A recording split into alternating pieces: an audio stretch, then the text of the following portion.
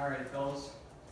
I just want to talk to you guys about what I kind of knew and didn't know what I figured out when I first started plowing. This is my second season. My first year I had a Honda Ridgeline and bought a little Snow Bear snow plow because I had an area that up kind of in a canyon where I needed to. There's a guy that would come through and do it with a skid steer and get it all kind of loaded out, but I couldn't even get in to do my just snow blowing that was in there, so I ended up buying that for about $1,500 and doing that. Kind of expanded, but one of the first things I think, to a point, what plow you get almost doesn't matter. To a point, I think what truck you put it on is more important than what plow you have, because the cost of putting it on a truck is so much that, like, guys that you see have big fleets and they have mounts on every truck and wiring, it's fine. But for individual guys, what truck you're gonna put it on, what truck you're gonna use, make sure that truck fits where you're gonna go, because roads get smaller and areas get smaller when you have snow in them. So if you're just doing parking lots, it's fine to a point, but even little roundabouts or tiny parking spaces, things like that, get a lot smaller. So, and you know, you've got the added depth or length, I guess, of the plow, and if you had a salter on the back, you can add quite a bit of length to your truck doing that. Another thing is, the minute you put a salter on the back, it's a pain in the butt to get snow blowers in and out.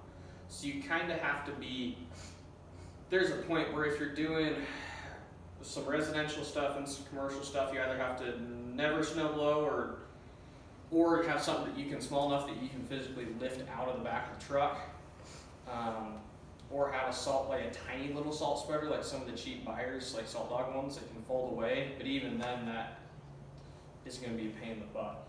So like for me, I just bought like a walk behind spreader, and for my lots and how much I'm doing, it's really not that big of a pain, because most of the time our temperatures go high enough that it melts off just fine, so I don't really need to, but it's just one of those kind of safety things. That also allows me to do all my residentials too, so that's sped up the residential side, and kind of, you know, it's not as fast on the kind of commercial bigger lots, but I do more salting in the residential than I do in the commercial side of things.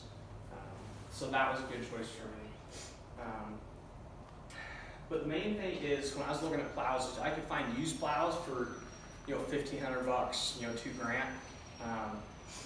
But the problem was, by the time you buy the mount and the wiring adapters and have it installed, after having it installed, I kind of learned I could have really installed the mounts by myself. The wiring is something I would not even dick with, unless you.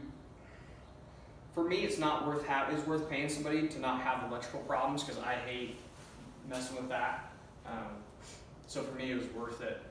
But one of the biggest things is, for the rest of the year, when you're plowing snow, when you're cutting grass during the summer, your truck, you know, you got the front of the truck, back of the truck, you know, you kind of constantly got that weight on the back. So a lot of guys will add springs or airbags or whatever you're doing. But just keep in mind that anything you do on the back, now when it comes winter, you're putting a bunch of weight on the front, so it kind of flip-flops on you. So you kind of need the opposite. So you can stick stiffer springs and stuff in the back, but then if you don't have a bunch of salt or crap in the back there, then what happens is, well, you're down like this, which ground clearance is a big issue there. Especially around here, like we live in a mountainy area, so driveways are not, like, most people don't have flat driveways. So you see, like, if you watch like Brian's Lawn Maintenance and stuff like that, like everything he's doing is flat. So it's not really that big of an issue. But out here, like, you need, even with having this as high as I can get it, there are driveways I cannot well, never be able to get into. So the main issue that I've run into is you go up like this. So well, you've got, when your plow's down, you're somewhat level. You lift it up, you go like this. Now all of a sudden this is so high, it's higher than most cars are. So backing up, you can't see. Newer trucks, backup cameras are great, but in 90% of videos you see, when you're plowing, the back of the truck gets all covered in snow. So unless you're wiping that off all the time, you're not going to be able to see anything out of the back. So that's where I've also considered taking it off my tailgate and just putting one of those like little net things on there. And a lot of guys with the huge salters, your vision's gone automatically. But for me, I'm not doing, where they're doing big, a lot of those guys you're seeing doing big lots or private roads, that sort of thing.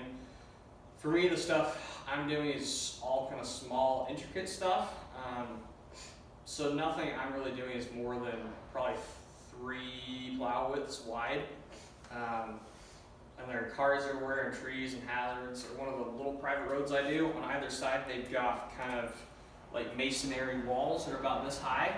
So I can't, some of them come higher than that, so I can't even turning, if I have the plow lifted, I have to angle it, because when you angle it, like the left side will be higher, it just barely goes over that. So turning around, I don't have that clearance.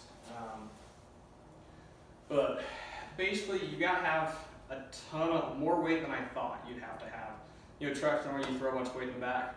But for me, by the time I get all that weight back there, I can fit, I have a 6.5 foot bed, I can fit like salt spreader, single stage snow blower, but by the time I get my doubles, my 2-stage and my ramps in there, it is like full enough that it is just a pain pulling even shovels out of there.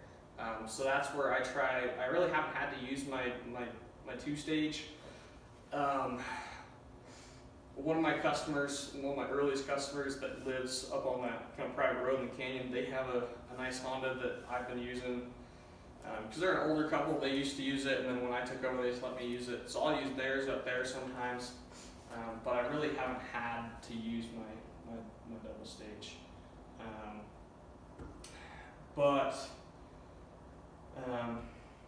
The main thing with buying a plow is that, like for me, it was going to be around, after tax, around $2,000 to have whatever plow I had to have it installed.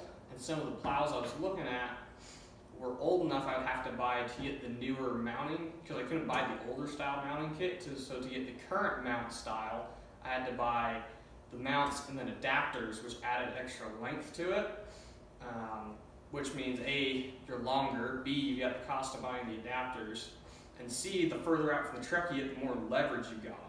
So the more it's pulling down on suspension, the harder it is. All that sort of stuff. Other things, roads get a lot narrower, turning around spots like that when there's a ton of snow. Your turning radius getting into and out of things is something that in super tight areas it's almost harder than getting a trailer through, just because especially if your plow's wide, there are a lot of things that, like you guys notice, if you pull into a park